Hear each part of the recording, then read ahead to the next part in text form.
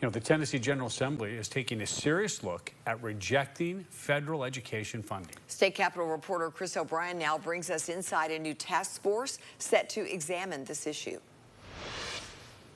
Speaker of the House Cameron Sexton and Lieutenant Governor Randy McNally announced Monday the creation of a new group of lawmakers to look at the possibility of rejecting federal education funds. Let's say, hey, here's $1 million to do X.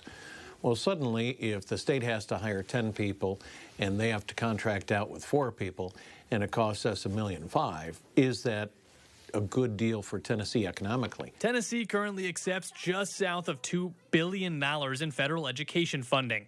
Democrats say it'd be completely irresponsible to simply throw that money away. You know, I just can't figure out why the Republicans continue wanting to attack our public education system. House Democratic Caucus Chairman John Ray Clemens slammed the announcement, saying Tennesseans should reap the benefits of the federal tax dollars they pay. It's wasteful spending, and we're double billing the Tennessee taxpayers. Sexton floated the idea back in February of this year and said the state has the money to cover the costs, which confused Democrats. If we do have additional state funds that we can use, we definitely should use it for something else. There are so many needs that people across Tennessee have. Bristol Republican Senator John Lundberg will chair up the group. He says he's not sure how he feels quite yet about the federal funding, but he says he definitely supports at least looking at it. It's easy to say, hey, you get $2 billion, you can spend it on whatever you want.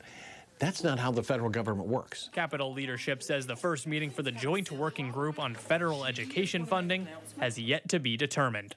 In Nashville, Chris O'Brien. Now, when Chris called Lundberg to ask him about his new position and to ask him about the task force, he says it seemed to have caught him off by a little surprise. Though he says with a full schedule, things can sometimes slip through the cracks.